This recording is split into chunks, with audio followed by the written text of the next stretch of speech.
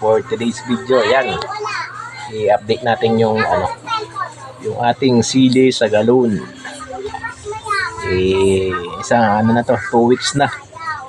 So ipapakita natin sa inyo, saka yung mga ibang tanim natin. Then may health tips ako sa inyo about sa lagundi. So tara guys, samahan nyo ako. Ayun guys, eto na yung ating sili na itinanim natin 2 weeks ago na. Ayan, malalaki na sila, di ba? Compare nyo sa compare sa yung 1 week, maliit pa siya, hanggang dito pa siya. Ngayon, ayan, ang taas na. Diba?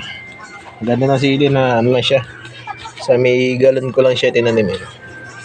Lalaki naman yan. Ayan, hindi ko pa nadagdagan kasi yung ipinunla ko, wala.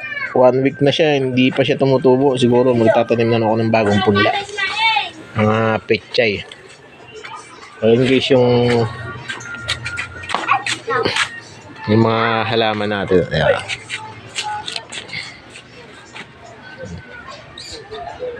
Para ng gubat. Ito yung yung kamatis na malilit ang bunga. Ito.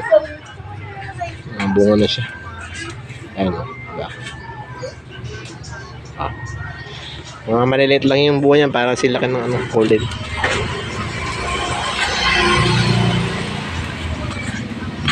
Then, ito nga pala yung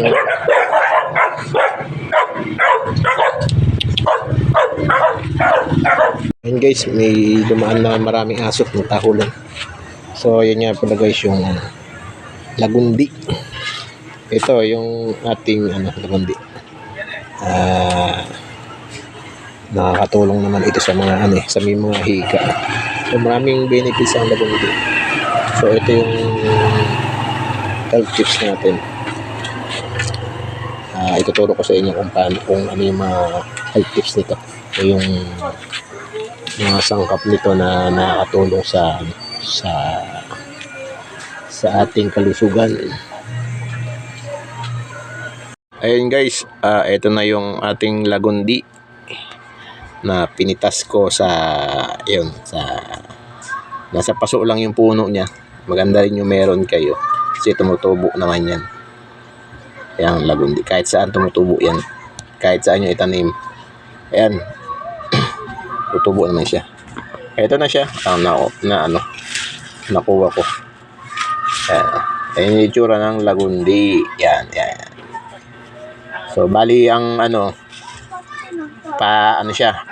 pakukuluan natin sa 1.5 tubig ng 8 minuto para yung katas niya is makuha natin within 8 minutes. Yan yung pinaka-epektibong oras na gano'n yung katagal ipapakuluin siya. So sa 1.5 na tasa, makakuha tayo ng 1 tasa. So yun ang iinimin nyo. Guys, tara at pakuluan na natin. Ayan guys, kumukulo na siya. 8 minutes ko na siyang napakuluan. At tara, hahangin na natin. Ayan guys, isasalain na natin siya para yung mga dumi-dumi niya is ayan. Uy, yan. Mainit. Ay. Yan, isang mainit ba yan? Na. Bagong galawin. Mainit? Malamig? Aray! Napaso ako. Ang sakit. Sakit. Aray ko po. Ay, ew. Diyos ko. Ayan, namula na. Napaso. Bagong kulo. Buti hindi ko na tawag ito. Tawag ito. Ang sakit. Saan ba? Talaga? Ayun guys, napakulo na natin yung lagundi. Ito. Ito na yung nakuha nating ano niya, sabaw niya yan.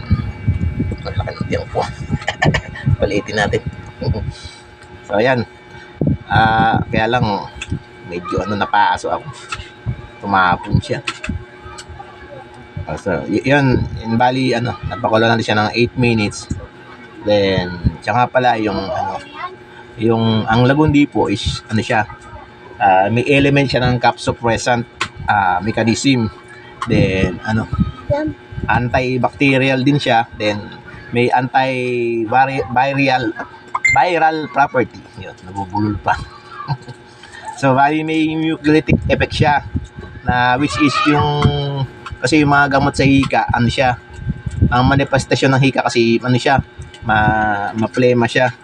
So, kaya mainam yung yung lagundi sa may mga hika yan. Pagagalingin niya kayo. Saka po, natural pa, diba? Herbal yan.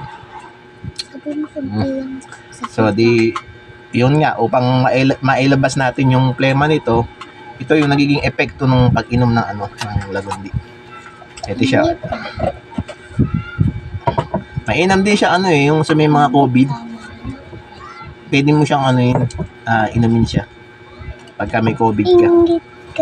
Nagaling siya ng Kasi yun may kasamang may element ng yung bang yung sabi mga lagnat, diba? Pwede rin siya. Matabang siya. Tapos may siya yung lasa niya, hindi naman siya mapait. Kung gusto niyo haluan niyo siya ng tawag ito, yung honey. Ayan. Para hindi niyo malasahan yung medyo alam niyo naman yung mga dahon-dahon ni yan, diba? Yung mga lasa-lasa. Yan, pwede niyo siya haluan ng yung yung matamis, medyo bahala na kayo kung ano yung gusto niyo ihalo. Basta yung hindi papangit yung lasa niya. Yan. Ininom ko na yung yung tayo ito, pinagkuluan natin. Isang beses yun lang siyang papakuluan. Hindi pwede yung yung paulit-ulit. Wala na kasi epekto niya. Napunta na rin siya tubig. So, kuha kayo ng bago. Hindi siya wala namang masama kung inumin siya ng 2 to 3 times a day. Kung kayo may hika, yan, pwede yan. 2 times a day, pwede na yan. Mawawala yung niya. Hindi naman ang hika siyempre alam niyo may hika. Minsan mawawala, minsan bumabalik siya. Ganyan. Pero ito, epektibo. Galing sa doktor ang nagsabi. Ayan ubos ko na. So yun guys, share ko lang naman kung ano yung mga nababasa ko sa Facebook o nakapanood ko sa YouTube. Makain ng talong. Ayun guys, share ko lang naman ito galing sa mga sa doktor. Nababasa ko sa Facebook at sa YouTube. Ito lang. Ito, bawas na siya. Hindi inom ko yan. Ubusin o. Ubusin mo lahat. Ba talaga ba yun? So yun guys. Panik mo. Siya nga pala. At kanta ko. Please subscribe my YouTube channel. Huwag kang subscribe. Huwag kang Uy, subscribe. ikaw naman. Anak ko, bunso. Ayan, please subscribe to my YouTube channel. Yun lang po. At salamat. Bye-bye.